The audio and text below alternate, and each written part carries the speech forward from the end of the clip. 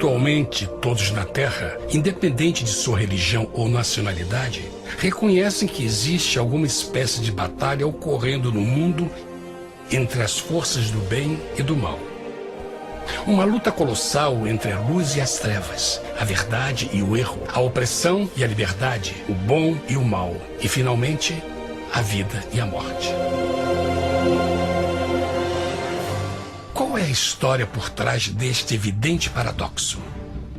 Muitas religiões, assim como a Bíblia, ensinam que além deste véu tridimensional do mundo físico que vemos, existe outro mundo espiritual que não podemos ver.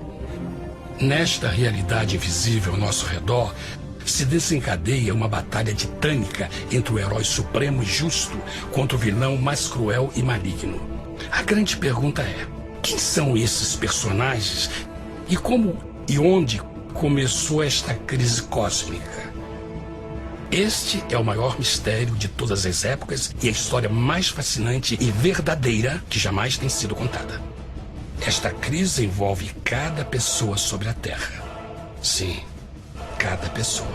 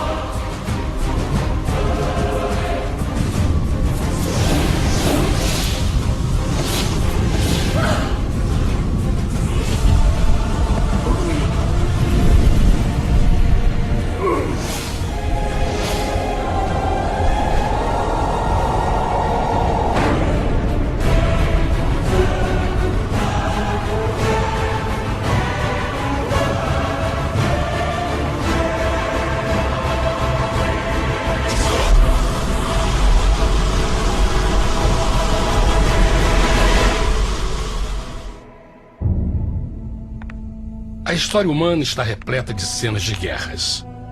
E todas as pessoas já experimentaram conflitos. Mas para entender a origem do mal, devemos viajar ao passado para a Primeira Guerra do Universo. Porque esta guerra não aconteceu na Terra. Antes que o nosso mundo existisse, houve uma guerra no céu. Mesmo as palavras guerra no céu soam como uma contradição. É quase inimaginável para nós que pudesse haver batalhas e conflitos entre as criações de Deus no paraíso. O que pode ter causado este conflito celestial? Graças a um livro antigo chamado Bíblia, temos detalhes suficientes para poder juntar as peças e desatar os nós. Mesmo que trágica, é uma extraordinária e bela história de amor que vai desde o princípio dos tempos até tocar pessoalmente a você, a mim e a cada indivíduo na Terra. Nossa história começa há muito tempo atrás na capital do universo. Em um lugar chamado Céu, que estava repleto de seres angelicais que amavam fazer a vontade de Deus.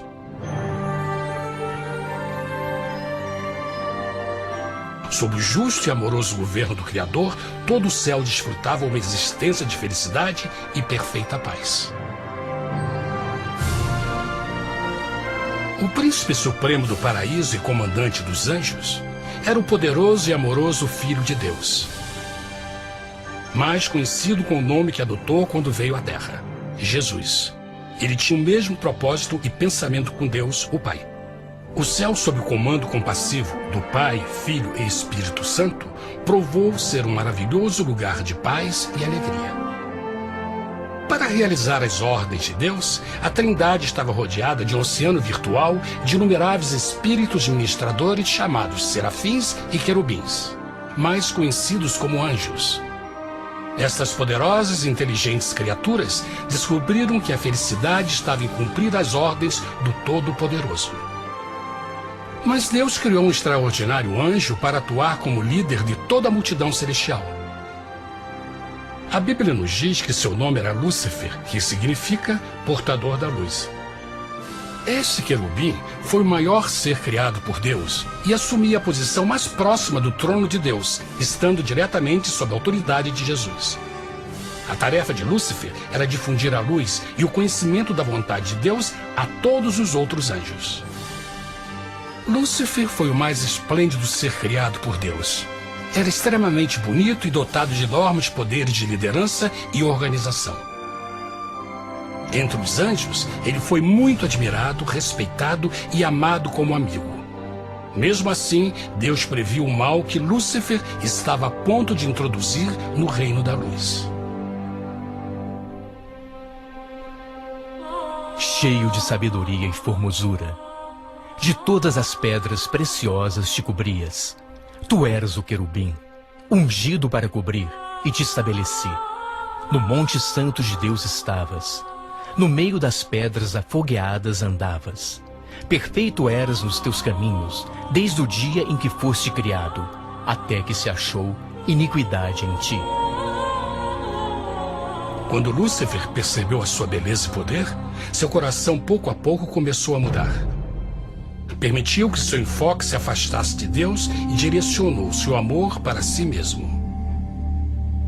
Talvez nunca saberemos completamente como e porquê estas sementes de rebelião germinaram em seu coração. Mas o profeta Isaías nos dá uma visão do pensamento de Lúcifer. Como caíste desde o céu, ó estrela da manhã, filha da alva, como foste cortado por terra, tu que debilitavas as nações. E tu dizias no teu coração: eu subirei ao céu, acima das estrelas de Deus exaltarei o meu trono. Subirei sobre as alturas das nuvens, e serei semelhante ao Altíssimo. Lúcifer, aos poucos, começou a cobiçar o poder de Deus, mas não sua personalidade. Ao pensar em suas próprias habilidades e belezas extraordinárias, os perversos tentáculos do orgulho e vaidade congelaram sua mente. Este ressentimento e inveja fizeram com que ele violasse a lei sagrada de Deus e se rebelasse contra seu governo. Precisamos fazer uma pausa e esclarecer algo. Desde o princípio, Deus ordenou que as leis da física governassem o mundo material em que vivemos. Sem essas leis naturais, o universo seria um caos. Do mesmo modo, as leis morais de Deus sempre têm dado segurança e estabilidade ao cosmos. Alguns pensam até que o Senhor os entregou a Moisés no Monte Sinai.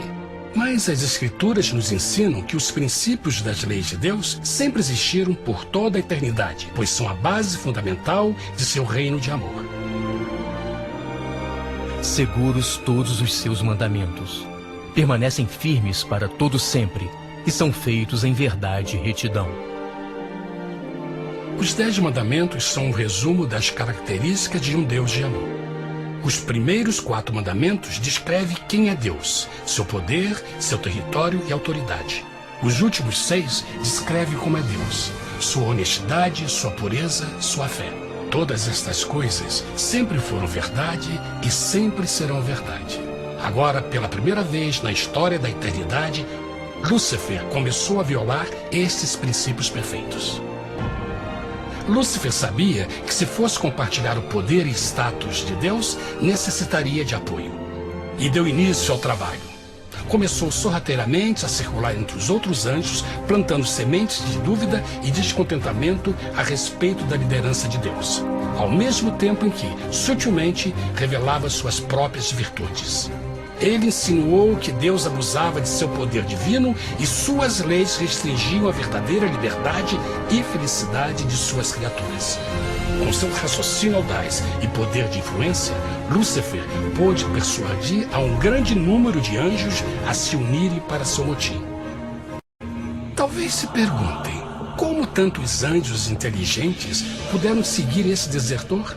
Bom, lembrem que até esse ponto nenhum anjo tinha escutado uma mentira. E nesse primeiro estágio da rebelião, os anjos não perceberam a obsessão de Lúcifer em assumir a posição de Deus. Não sabiam que finalmente ele planejaria a tortura e o assassinato do Filho de Deus na cruz com a intenção de ocupar o seu trono. Estranhamente, Lúcifer pensou que poderia ocultar seus verdadeiros propósitos de Deus. Ai dos que querem esconder profundamente o seu propósito do Senhor e fazem as suas obras às escuras e dizem: quem nos vê e quem nos conhece? Não pense nem por um momento que a rebelião de Lúcifer surpreendeu Deus e o pegou desprevenido. O Senhor sabe de todas as coisas e os pensamentos de suas criaturas. Ele entendia exatamente o que estava se passando pela mente de Lúcifer. E piedosamente Deus advertiu o desgarrado anjo do perigo. Mas no final, o orgulho e a vaidade não permitiram que Lúcifer se arrependesse. Então, iniciou a rebelião total contra Deus em vez da humilde obediência. Alguns podem perguntar: isso significa que Deus criou um anjo defeituoso? Não, mas ele criou Lúcifer com livre-arbítrio. Verão que o livre-arbítrio é uma coisa maravilhosa, mas também muito perigosa, incluindo o risco de uma rebelião e a possibilidade de que o amor de Deus seja rejeitado. Vejam que o amor real não pode vir de uma criatura pré-programada e não pode ser forçado, deve ser voluntariamente dado. Por exemplo, mesmo que seja bonito este cachorro robô, na verdade, nunca poderá amar-me. Posso fazer que pareça que me ame, mas só estará seguindo instruções pré-programadas. Não tem opção. Por outro lado, este pequenino está realmente feliz em ver-me. Ele decidiu dar-me seu afeto. E com o tempo, nossa relação se fará mais forte, enquanto eu ame e cuide bem dele. Do mesmo modo, um Deus de amor só quer amor verdadeiro de suas criaturas. E para que isso aconteça, elas precisam ter o livre-arbítrio. A rebelião de Lúcifer é a maior evidência de que ele tinha esta liberdade. Agora, a grande pergunta é: como Deus enfrentaria esta crise? Como lidaria com Lúcifer e com os milhões de anjos que se uniram nessa rebelião? Muitos questionam por que Deus não acabou imediatamente com a rebelião. Afinal, ele poderia facilmente vaporizar Lúcifer com um raio. Mas isto teria solucionado o problema? Não, pelo contrário. Isso só teria intensificado as dúvidas e suspeitas que Lúcifer havia plantado na mente dos anjos. Lembrem que Lúcifer sabia, como ninguém mais, da engrenagem interna do governo de Deus. Sua destruição seria vista como parte de uma grande armação, e a razão que o motivou a servir Deus teria sido o medo da represália e não o amor. O Senhor sabia, na sua sabedoria, que a melhor forma de enfrentar a crise era permitindo que tudo seguisse o seu curso. Esta seria a única forma de se assegurar que o mal não se ergueria outra vez. Deixai crescer ambos juntos até a ceifa. E por ocasião da ceifa, direi aos ceifeiros: colhei primeiro o joio e atai-o em molhos para o queimar, mas o trigo ajuntai-o no meu celeiro. Na parábola do joio e do trigo, Jesus descreve que um tempo de crescimento é necessário para que uma planta revele sua verdadeira natureza. No seu entendimento infinito, Deus sabia que com o tempo, o caráter real de Lúcifer seria exposto e que os amargos frutos de sua rebelião seriam vistos. Até agora, os cidadãos do universo não estavam familiarizados com o pecado e até onde os levaria. Mas isso mudaria quando eles vissem por si mesmos sua terrível natureza autodestrutiva. Afinal, a sabedoria e o amor do governo de Deus seria para sempre confirmado e o universo estaria seguro. Quando Lúcifer e seus seguidores revelaram abertamente sua rebelião, o Senhor soube que não haveria paz se permitisse que eles ficassem no céu. Deveria impor um limite, entrar em ação e enfrentar os rebeldes. Mas Lúcifer e seus seguidores nunca sairiam por vontade própria ou pacificamente. O passo seguinte foi a guerra. E houve batalha no céu. Miguel e os seus anjos batalhavam contra o dragão. E batalhavam o dragão e os seus anjos. Mas não prevaleceram, nem mais o seu lugar se achou nos céus. E foi precipitado o grande dragão, a antiga serpente, chamada o Diabo e Satanás, que engana todo mundo. Ele foi precipitado na terra, e os seus anjos foram lançados com ele. A Bíblia não revela exatamente que tipo de armas foram usadas durante este conflito cósmico. Mas esta guerra foi como nenhuma guerra que os olhos mortais já viram. Apocalipse 12:4 nos diz que finalmente Lúcifer e 1/3 dos anjos de Deus foram expulsos do paraíso.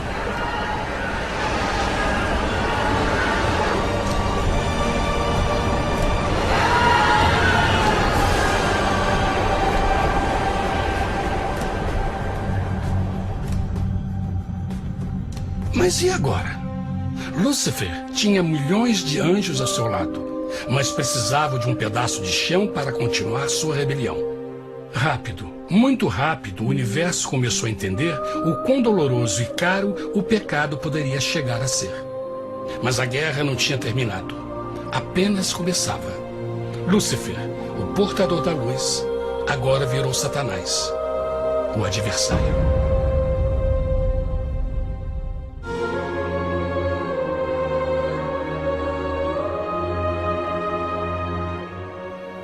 Depois da guerra no céu, Satanás e seus anjos caídos foram expulsos da corte de glória.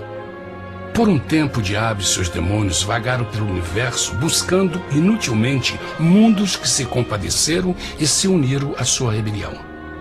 Enquanto isto, o coração de Deus sentia intensamente o vazio que deixou a perda de Lúcifer e seus anjos. Então o Pai, o Filho e o Espírito Santo retomaram o seu trabalho favorito, o maravilhoso trabalho da criação. Decidiram fazer um mundo novo, pleno, com muita variedade e diversas criaturas de amor. Este novo mundo seria único, porque as criaturas principais seriam feitas à imagem de Deus. Para eles, o Senhor também daria o domínio deste planeta novo, que conhecemos como Terra. No princípio, Deus criou a terra. E viu Deus tudo quanto tinha feito, e eis que era muito bom. Que imagem maravilhosa! Deus forma um novo mundo, nosso planeta, Terra. E em cada maravilhoso dia da criação, algo novo e espetacular começa a fazer parte da cena. Por exemplo, no terceiro dia, Deus falou e uma linda e exuberante vegetação fez parte da existência. Plantas de todas as cores, formas e tamanhos.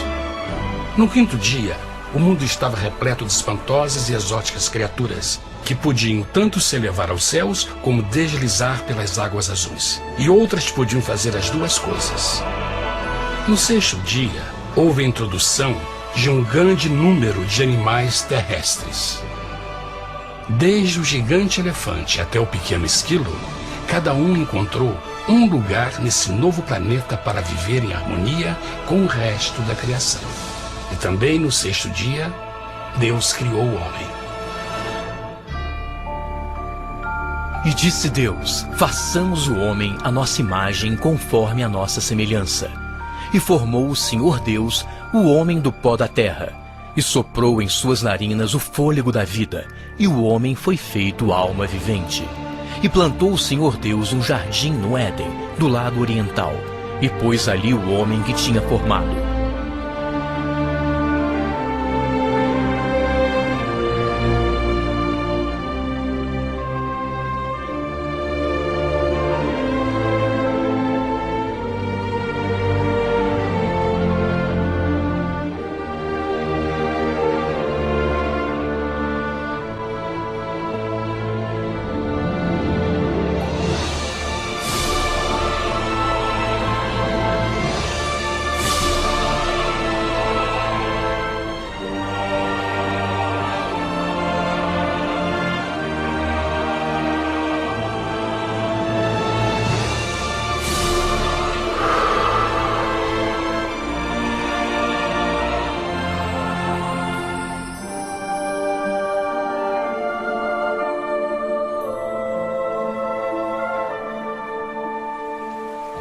Mas que grande honra ser criado à semelhança de Deus, ser um indivíduo com liberdade de pensamento.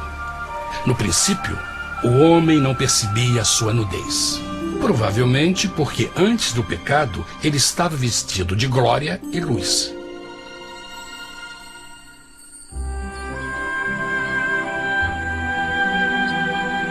Deus também criou a companheira perfeita para Adão, sua bela esposa Eva.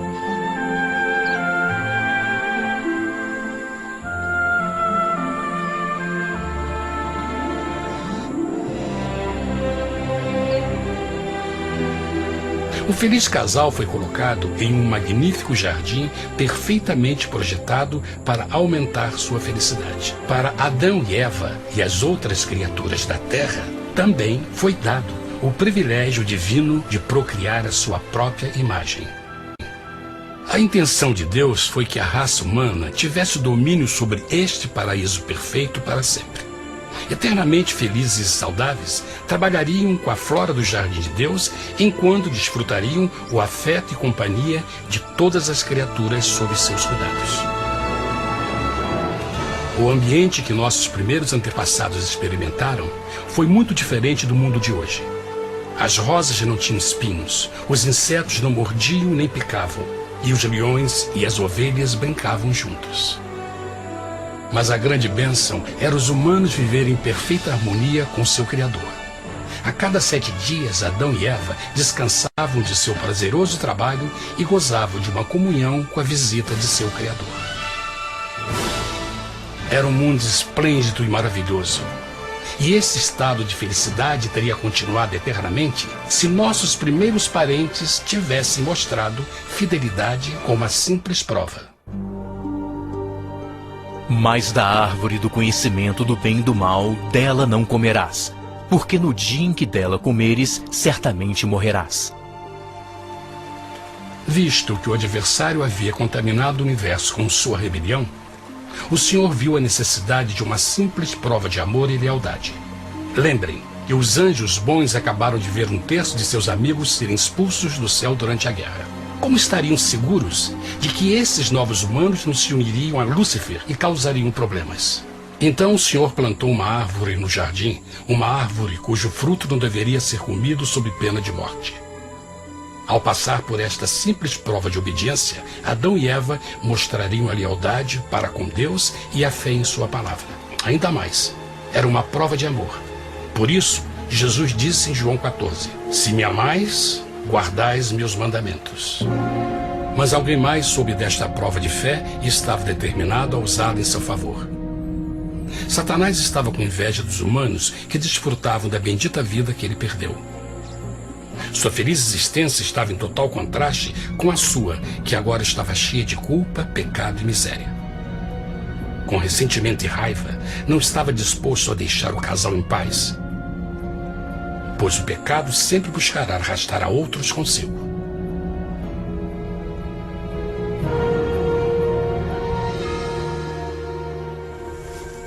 Então um dia, quando Eva estava concentrada em seu agradável trabalho, se viu sozinha e muito perto da árvore proibida. Foi quando Satanás viu sua oportunidade. Através de uma serpente hipnotizante, o anjo caído chamou Eva até a árvore e a envolveu em uma conversação.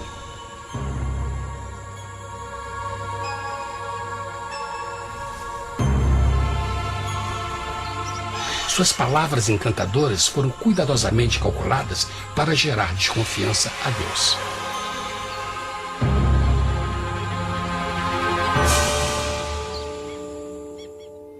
A serpente replicou à mulher, de modo algum morrereis. Deus sabe que no dia em que dele comerdes, vossos olhos se abrirão, e sereis como Deus, conhecedores do bem e do mal. A mulher notou que a árvore era boa para comer, pois era atraente aos olhos e desejável para alcançar sabedoria. Colheu o seu fruto e comeu. Deu também ao seu marido, que comeu assim como ela. Tragicamente, quando Eva escutou a suave e sedutora voz do tentador, começou a ter certas dúvidas da palavra de Deus.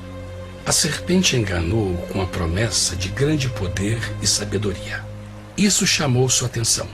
Além disso, aparentemente um fruto deu à serpente a habilidade de falar. Que outros poderes poderia dar a ela? E mesmo tendo acabado de conhecer a serpente, ela confiou em sua palavra acima da de Deus, quem a criou, e lhe deu um paraíso para viver. Então Eva comeu o fruto proibido e convenceu seu esposo a fazer o mesmo. Adão poderia ter escolhido ser fiel a Deus, mas colocou seu amor pela esposa acima do seu amor por Deus. Quando os nossos primeiros parentes mostraram lealdade ao inimigo, o domínio da terra foi tomado por Satanás. Não sabeis que, vos oferecendo a alguém para lhe obedecer, vos tornais escravos daquele a quem obedeceis? Ninguém pode servir a dois senhores. Este mundo agora seria o último campo de batalha entre o bem e o mal, e o coração de cada homem e mulher seria o prêmio. Adão e Eva não se deram conta desse tempo, mas seu momento de desconfiança e desafio abriria as comportas do sofrimento de milhões de pessoas durante milhares de anos.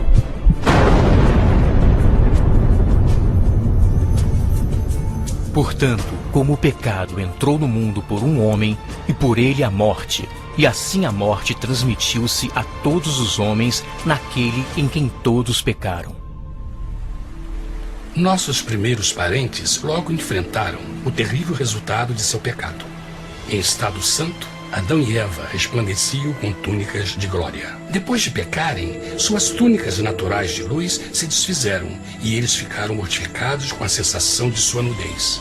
Vergonha e temor tomaram lugar de sua alegria e paz e trataram de cobrir sua nudez com folhas. Agora eles se encontravam sob constante influência do diabo. Ao ceder à tentação, debilitaram sua natureza, e Satanás ganhou poder sobre a humanidade. As pessoas não podiam resistir às tentações do diabo com sua própria força. Por último, e o mais aterrador, se encontravam vivendo sob a pena de morte iminente. Deus havia advertido que a desobediência traria a morte. Já tinha experimentado a morte espiritual. Quanto tempo passaria para sofrerem a morte física também? Nesse ponto, seu futuro não tinha nada mais que escuridão e desespero. Tendo expulsado o homem, colocou diante do jardim do Éden os querubins com o cintilar da espada flamejante, para guardar o caminho da árvore da vida. Como o pecado provocou a expulsão dos anjos caídos de seu lar celestial, agora pela desobediência, Adão e Eva foram tirados de seu jardim, seu lar no paraíso. Tudo à sua volta estava mudando rapidamente, e a humanidade se encontrou suscetível às dores, doenças e finalmente à morte.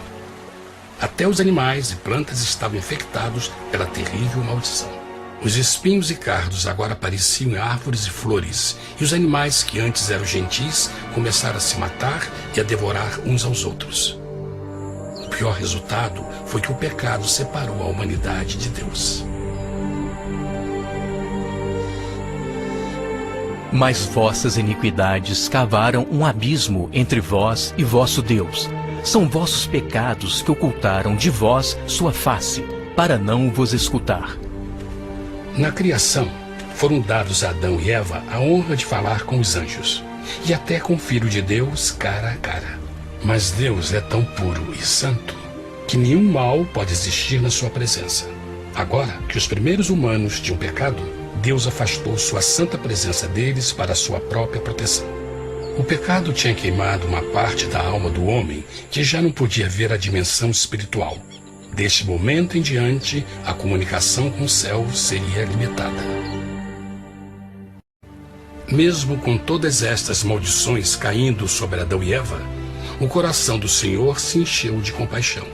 A lei que haviam violado não poderia ser alterada para salvá-los, pois é tão sagrada e imutável como Deus mesmo. O Senhor sabia que havia só uma maneira na qual o homem podia se redimir. Então um plano foi revelado, nascido do fundo do coração de Deus. Um plano para salvar o homem de seu encontro com a morte eterna e restaurar tudo que estava perdido com o pecado.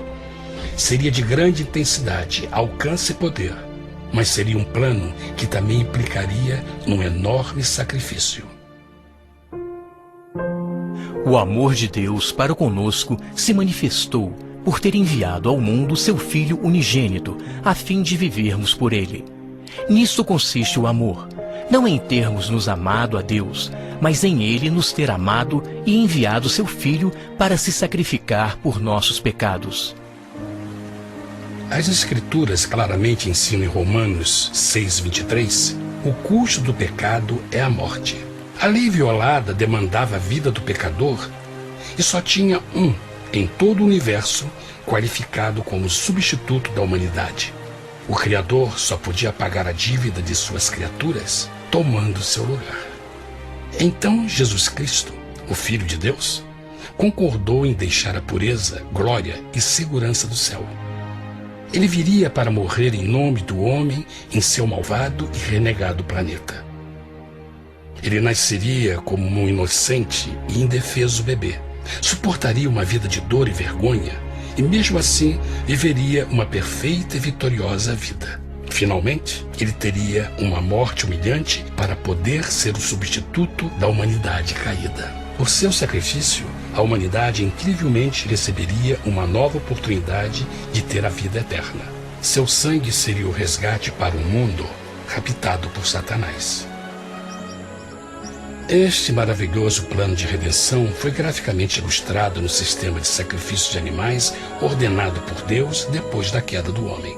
O Senhor tinha avisado Adão e Eva que iriam morrer no dia em que comessem do fruto proibido. E como que permaneceram vivos? A Bíblia nos diz que imediatamente depois do pecado, Deus providenciou roupas na forma de peles de animais. É bom notar que o Apocalipse se refere a Jesus Cristo como a ovelha que foi morta desde o princípio do mundo. Isso indica que uma ovelha foi sacrificada no mesmo dia para prevenir suas mortes imediatas. Pela fé, neste sacrifício, suas mortes foram simbolicamente transferidas deles para a criatura inocente. A ovelha certamente era a representação de Jesus. Assim, um raio de esperança foi dado em uma situação de escuridão e desespero. Através do arrependimento e a fé no sangue do Messias, qualquer humano poderia uma vez mais ser filho de Deus. Mas mesmo com este grande plano para a humanidade, Satanás ainda tinha o domínio da terra. E a vida na terra não estava fácil. No mundo haveis de ter aflição, mas coragem, pois eu venci o mundo. Naturalmente, muitos se perguntam, como um Deus amoroso e poderoso permite dores e sofrimentos no nosso mundo atual? Mas está claro desde o Gênesis que Deus nunca quis que nós tivéssemos o conhecimento da dor dessa vida. Quando o mundo saiu das mãos de Deus, a terra era um maravilhoso paraíso.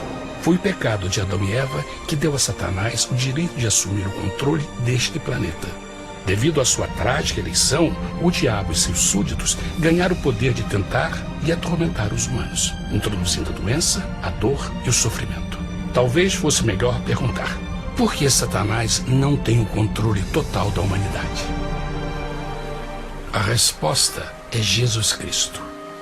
Talvez já perceberam que a morte de Jesus na cruz deu a cada um de nós a oportunidade de sermos salvos, mas na verdade fez muito mais do que isso.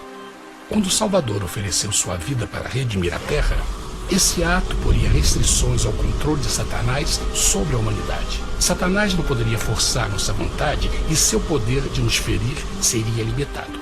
O sacrifício de Cristo também nos trouxe um tempo de prova, durante o qual poderíamos ver a diferença entre o governo de Deus e o de Satanás, e então decidir a quem servir. Finalmente, pelo sacrifício que fez Jesus, o reino de Satanás chegará ao seu final, e um dia a terra será devolvida ao homem mais maravilhosa do que era no princípio. Mesmo Adão e Eva tendo começado suas vidas como exilados do paraíso, ainda tinham esperança. Deus providenciou peles de animais sacrificados para se cobrirem. Mas o mais importante, Ele prometeu o sangue do Cordeiro de Deus para pagar por seu pecado, se aceitassem Cristo e se arrependessem. Uma grande pergunta permanece: as pessoas aceitaria o grande presente de Deus? Como escaparemos se agora desprezarmos a mensagem tão sublime da salvação? A incrível história que acabaram de escutar é verdade e afeta vocês. Pois, pelo desejo de Satanás de ser Deus e a desconfiança e desobediência de Adão e Eva, todos nós nos encontramos em uma situação perigosa. De um lado, a humanidade foi grandemente favorecida por Deus com uma segunda chance de recuperar nosso lugar no Éden. Por outro lado, se nós desistirmos de aproveitar esta grande chance, nos tornaremos escravos de Satanás e finalmente seremos destruídos quando Deus limpar o universo do pecado. Amigos, não há melhor hora de fazer sua escolha por Jesus do que agora mesmo. Nenhum de nós sabe quanto tempo mais teremos que viver nesta terra. Jesus nos tem mostrado grande interesse no seu bem-estar e seu amor por vocês o levou a providenciar uma maneira de escaparmos de uma futura destruição.